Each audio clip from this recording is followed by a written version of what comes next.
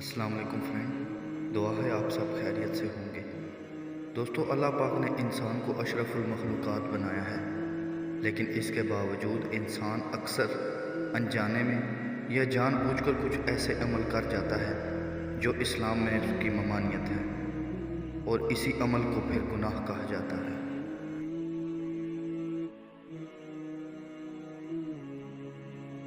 جیسے صحیح بخاری کی حدیث کے اندر نبی پاک صلی اللہ علیہ وآلہ وسلم نے فرمایا کہ مومن اپنے گناہوں کو ایسے محسوس کرتا ہے جیسے کسی پہاڑ کے نیچے بیٹھا ہے اور ڈرتا ہے کہ کہیں وہ اس کے اوپر نہ گر جائے، اور برکتدار اپنے گناہوں کو مکھی کی طرح ہلکا سمجھتا ہے کہ وہ اس کے ناک کے پاس سے گزر گئی ہے۔ اسی طرح اللہ تعالیٰ سورۃ النساء کے اندر فرماتے ہیں، اگر تم ان بڑے گناہوں سے بچتے رہو گے جس سے تم کو منع کیا جاتا ہے تو ہم تمہارے چھوٹے گناہ دور کر دیں گے اور عزت و بزرگی کی جگہ داخل کریں گے۔ اسی آیت سے کچھ لوگ غلط مطلب نکالتے ہیں کہ اللہ تعالیٰ بڑے گناہوں کے علاوہ چھوٹے گناہ اگر کیے جائیں تو بخش دے گا، لیکن صحیح بخاری کے اندر ایک واقعہ موجود ہے جب ایک عورت نے ایک بلی کو بھوکا پیاسا مار دیا تو اللہ تعالیٰ نے اس کو جہنم میں ڈال دیا۔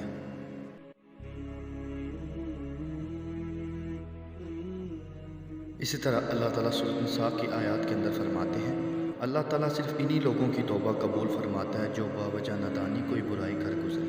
پھر جلد اس سے باز آ جائیں اور توبہ کریں تو اللہ تعالیٰ بھی اس کی توبہ قبول کرتا ہے۔ اللہ تعالیٰ بڑے علم والا، حکمت والا ہے۔ ان کی توبہ نہیں جو برائیاں کرتے چلے جائیں، یہاں تک کہ جب ان میں سے کسی کے پاس موت آ جائے تو کہتے ہیں کہ میں نے اب توبہ کی، اور ان کی توبہ بھی قبول نہیں جو کفر پر ہی مر جائیں۔ یہی لوگ ہیں جن کے لیے ہم نے المناک عذاب تیار کر رکھا ہے۔ ان قرآنی آیات اور احادیث سے پتہ چلا کہ اللہ تعالیٰ چھوٹے گناہوں سے بھی پکڑ کر لیتا ہے، اور اگر کوئی شخص بغیر توبہ کیے مر جاتا ہے تو اللہ پاک اس کی توبہ بھی قبول نہیں کرتا۔ اسی طرح صحیح بخاری، صحیح مسلم اور مشکوٰۃ المصابیح کے اندر کبیرہ گناہوں کے متعلق جب پوچھا گیا تو آپ صلی اللہ علیہ وآلہ وسلم نے فرمایا، یہ کہ تم اللہ کے ساتھ شریک نہ کرو، ناحق قتل نہ کرو اور زنا نہ کرو۔ پھر اللہ تعالیٰ نے اس کی تصدیق میں یہ آیت نازل کی، سورہ فرقان کی آیات کے اندر فرمایا، اور جو کوئی یہ کہ اللہ کے ساتھ کسی دوسرے کو معبود نہیں پکارتے اور کسی ایسے شخص کو جسے قتل کرنا اللہ تعالیٰ نے منع کر دیا، وہ بجز حق کے قتل نہیں کرتے، نہ زنا کرتے ہیں، اور جو کوئی یہ کام کرے وہ اپنے اوپر سخت وبال لائے گا۔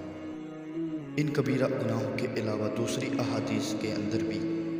اور دوسرے کبیرہ گناہوں کا ذکر کیا گیا، جیسے صحیح بخاری کے اندر نبی پاک صلی اللہ علیہ وآلہ وسلم نے فرمایا، کبیرہ گناہ اللہ کے ساتھ شرک کرنا، والدین کی نافرمانی کرنا، کسی کی ناحق جان لینا اور قصداً جھوٹی قسم کھانے کو کہتے ہیں۔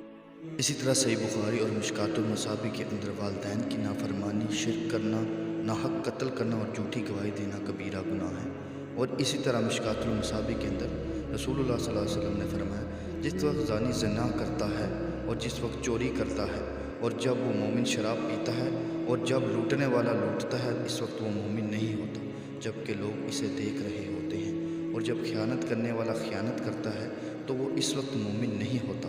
بس تم اس کام سے بچ جاؤ، اس سے بچ جاؤ۔ اور اسی طرح مشکوٰۃ المصابیح کی احادیث کے اندر بھی یہی احادیث موجود ہیں۔ جس وقت قتل کرنے والا قتل کرتا ہے تو اکرمہ بن بیان کرتے ہیں کہ میں نے ابن عباس سے پوچھا، اس سے ایمان کیسے نکال دیا جاتا ہے؟ انہوں نے فرمایا، اس طرح کہ انہوں نے ایک ہاتھ کی انگلیاں دوسرے ہاتھ کی انگلیوں میں ڈالی اور پھر انہیں نکال لیا۔ بس اگر وہ توبہ کر لے تو ایمان اس کی طرف اس طرح لوٹ آتا ہے، اور انہوں نے ایک ہاتھ کی انگلیاں دوسرے ہاتھ کی انگلیوں میں ڈالی۔ اور ابو عبداللہ امام بخاری نے فرمایا، ایسا شخص کامل مومن ہوگا نہ اس کے لیے نور ایمان ہوگا۔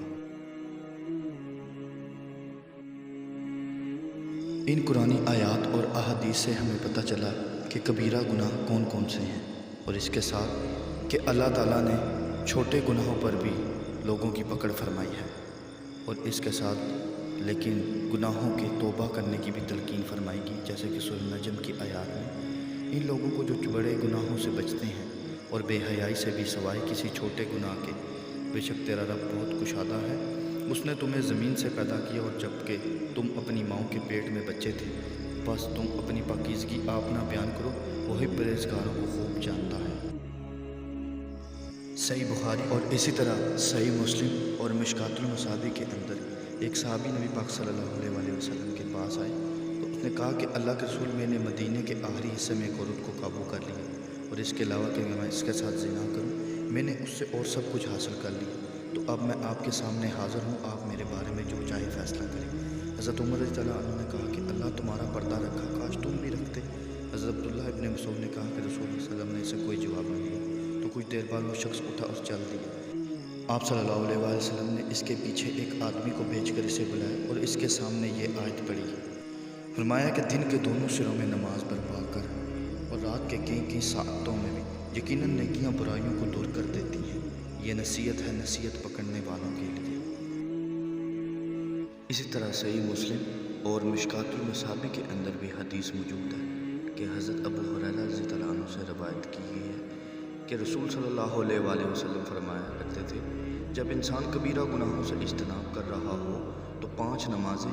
ایک جمعہ دوسرے جمعے تک اور ایک رمضان دوسرے رمضان تک درمیان کے عرصے میں ہونے والے گناہوں کو مٹانے کا سبب ہے۔ اسی طرح صحیح بخاری کی احادیث کے اندر نبی پاک صلی اللہ علیہ وسلم نے فرمایا کہ اگر کسی شخص کے دروازے پر نہر جاری ہو اور وہ روزانہ اس میں 5 دفعہ نہائے تو تمہارا کیا گمان ہے؟ کیا اس کے بدن پر کچھ بھی میل باقی رہ سکتا ہے؟ صحابہ نے عرض کی کہ نہیں یا رسول اللہ، ہرگز نہیں۔ آپ صلی اللہ علیہ وآلہ وسلم نے فرمایا کہ یہی حال 5 نمازوں کے وقت کا ہے کہ اللہ پاک ان کے ذریعے سے گناہوں کو مٹا دیتا ہے۔ اس طرح ایک اور حدیث کے اندر فرمایا،